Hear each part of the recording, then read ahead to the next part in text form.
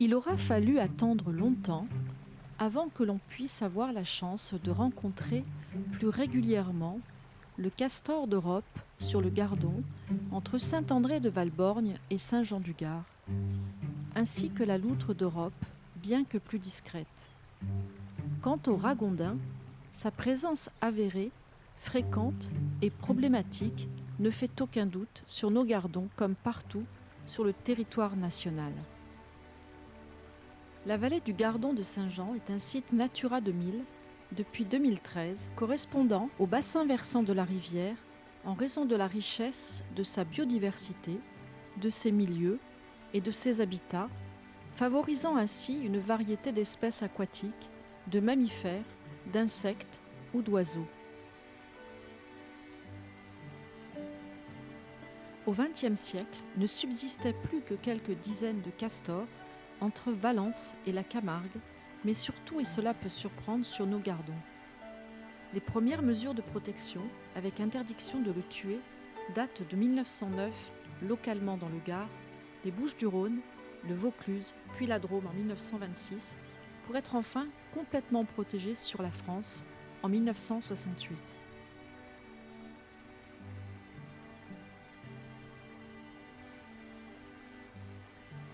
Il suffit de se promener au bord de la rivière pour voir des indices de présence.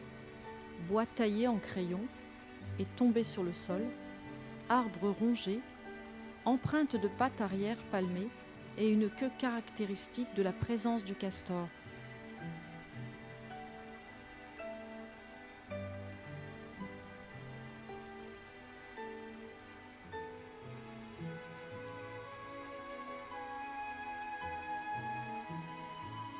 Le castor est un mammifère semi-aquatique, herbivore, et c'est le plus grand rongeur d'Eurasie, bien qu'il soit plus petit que son cousin américain. Son poids moyen est de 21 kg, avec une longueur totale de 1,20 m, dont 30 cm pour sa queue aplatie.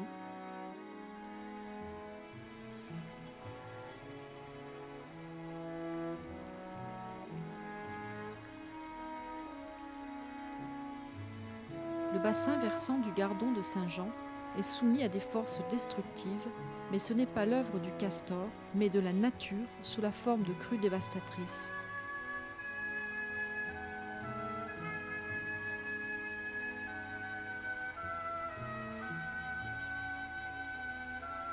Le castor est un être obstiné et persévérant qui ne cesse de colmater les fuites. Il inspecte ses ouvrages chaque nuit pour renforcer tout aménagement qui montrerait le moindre signe de faiblesse.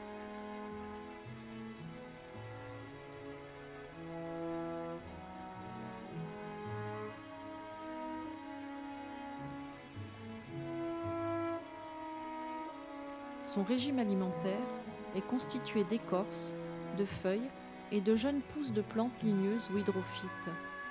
Il a besoin de consommer quotidiennement environ 2 kg de végétaux ou 700 g d'écorce.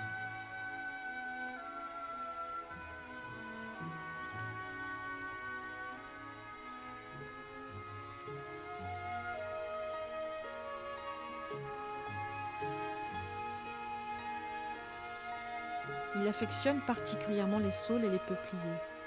Il goûte l'écorce de l'arbre avant de le tailler en crayon en tournant tout autour.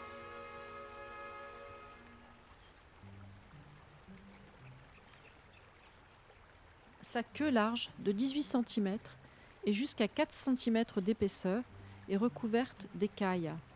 Elle lui sert de gouvernail, de nageoire et de contrepoids. C'est également son système d'alerte. En effet, il frappe l'eau vigoureusement pour alerter les autres membres du groupe lorsqu'il y a danger imminent.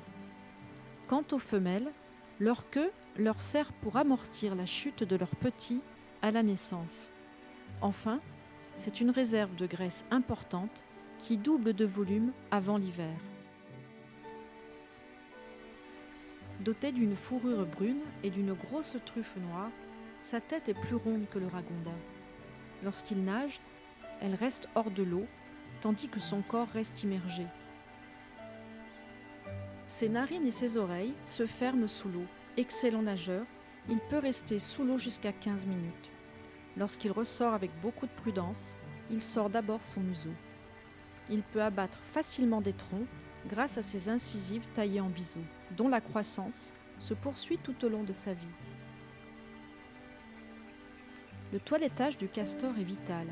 Son pelage brun-roux est très dense, composé d'une bourre abondante, fine et soyeuse, qui lui assure une protection thermique et de longs poils raides, assurant l'imperméabilité.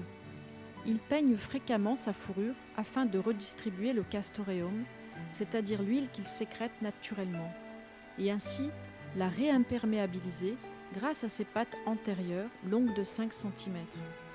Elles sont formées de 5 doigts griffus, non palmés, et d'un pouce opposable qui lui permet de faciliter la préhension, notamment pour saisir les branches ou pétrir de la boue.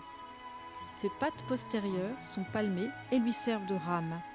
Elles sont également constituées de 5 doigts, dont un doigt avec un ongle double qui lui sert de peigne.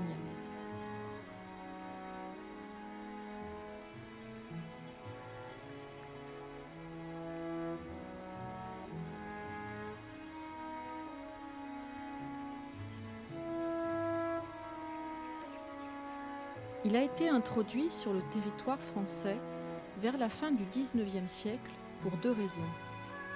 Ses compétences pour nettoyer les étangs, ainsi que pour l'exploitation de sa fourrure, bon marché. Mais son succès fut de courte durée, en partie à cause de la crise économique de 1929. Les élevages de ragondins ont cessé. Il s'est alors retrouvé libre dans la nature. Actif sexuellement toute l'année, le ragondin possède des capacités de reproduction très importantes, avec un nombre de portées de 2 à 3 par an, composé de 4 à 6 petits et un taux de survie très élevé. Les populations de ragondins peuvent exploser en quelques années.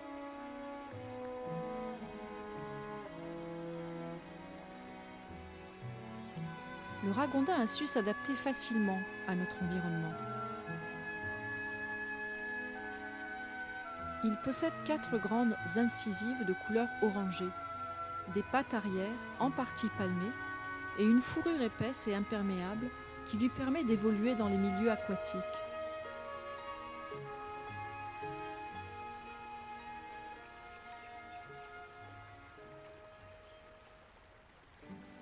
Il peut peser jusqu'à 10 kg et mesure entre 60 et 105 cm, et sa queue, cylindrique et dénudée, représente la quasi-moitié de sa taille. Ses moustaches ou vibrisses sont des organes sensoriels qui lui permettent de capter les moindres vibrations de l'air et renseignent l'animal sur son environnement. Son régime alimentaire est constitué de végétaux aquatiques et terrestres, comme les céréales ou des plantes. Il rentre ainsi en compétition, souvent avec l'alimentation du castor. En consommant des végétaux aquatiques, il détruit des frayères, c'est-à-dire les lieux de reproduction des poissons et des amphibiens, et des lieux de nidification importants pour certains oiseaux d'eau nicheurs. Il occasionne également d'importants dégâts aux berges, aux ouvrages d'art et aux routes et participe à l'envasement du lit des canaux et rivières en creusant des terriers de plusieurs mètres de long. Porteur de la bactérie leptostérose, il contamine les eaux douces par son urine et ses excréments avec un risque de transmission à l'homme, même s'il est encore faible sur le territoire national. C'est en raison de cette liste alarmante que le ragondin est classé depuis le 30 juin 2015 en tant qu'espèce nuisible. L'homme prend la place du prédateur afin de régulariser ses populations. Dans son pays d'origine,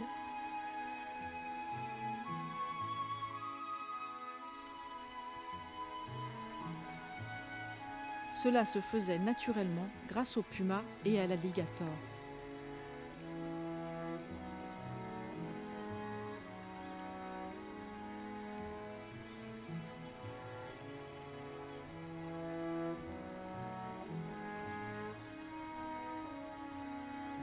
Elle avait disparu des Cévennes dans les années 60 en raison de l'industrialisation, de la croissance démographique humaine, de l'agriculture intensive, du développement du réseau routier et de la persécution subie pour sa fourrure ou sa viande.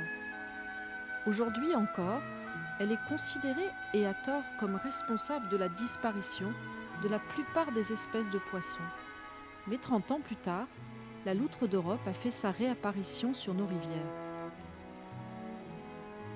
Sa présence est liée à l'abondance de nourriture.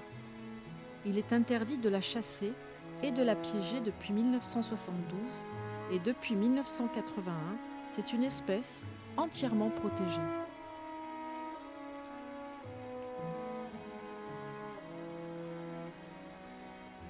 La moitié de son alimentation est constituée de poissons de petite taille, entre 10 et 15 cm, et elle ne sélectionne que les espèces les plus abondantes: chabot, loche franche, verron ou goujon.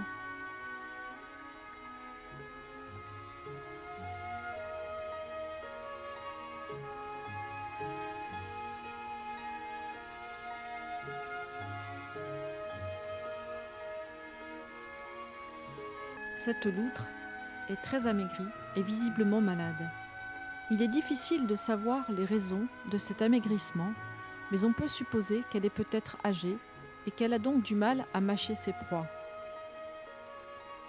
Lorsqu'elle sort de l'eau, on se rend bien compte qu'elle a également beaucoup de difficultés à se déplacer et l'état de son corps amaigri laisse présager une fin toute proche que nous choisirons de ne pas filmer.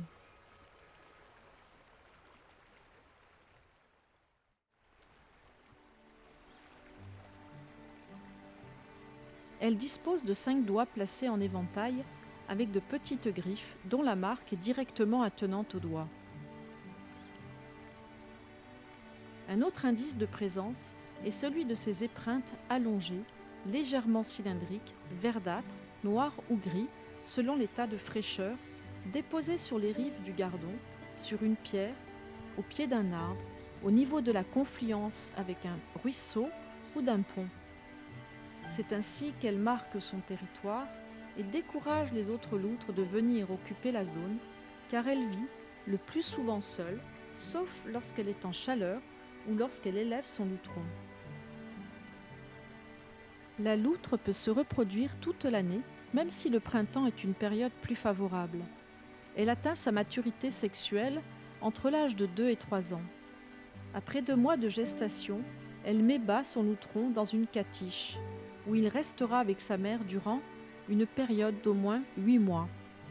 Elle possède plusieurs gîtes de repos dans la berge, souvent dans les systèmes radiculaires des arbres rivulaires, mais aussi dans les terriers de renards ou de blaireaux, répartis sur son territoire, qui peut s'étendre jusqu'à 20 km en moyenne, selon l'état des ressources disponibles.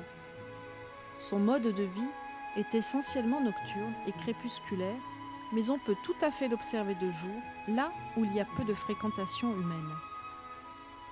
Sa recolonisation est très lente en raison du faible taux de reproduction de l'espèce et de l'intensification du trafic routier, car elle est capable de parcourir de longues distances sur Terre et est donc souvent victime de collisions fatales.